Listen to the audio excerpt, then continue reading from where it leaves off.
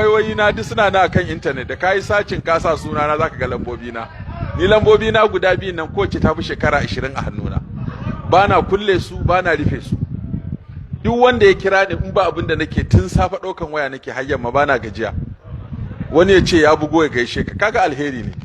Wani ya ce ya bugo a bai shawara, kaga alheri ne. Wani ya ce ya bugo ya tambaya.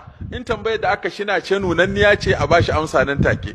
In ba nunanniya bace a ce to ya bugo bayan nan da kwana 4 ko 5, to kaga ya ƙara maka harama saboda ya tambaye ka wani abu mai nauyin da sai ka ƙara bincike, to kaga ya buɗe maka kofa. To saboda haka kai ka duba wayar ka yanzu kawai ka sa suna zaka ga wayoyi na sun fito, su ba boye suke ba fili suke. So kowa kuma ya kira alhamdulillah, in dai kaga ban dauka ba to gajiya ne sai in kashe in huta. Da na kashe na huta ko buɗewa za a ci gaba.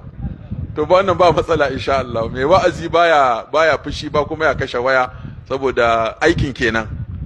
Wanda ka sani ka ce wani ya ce wallahi malam buguwa ne mu gaisa ce to na gode Allah saka da alheri, kaga an wa juna addu'a. Baka san ko bakinsa ba, wataƙila bakinsa kadai ya isa duk a gama komai lafiya.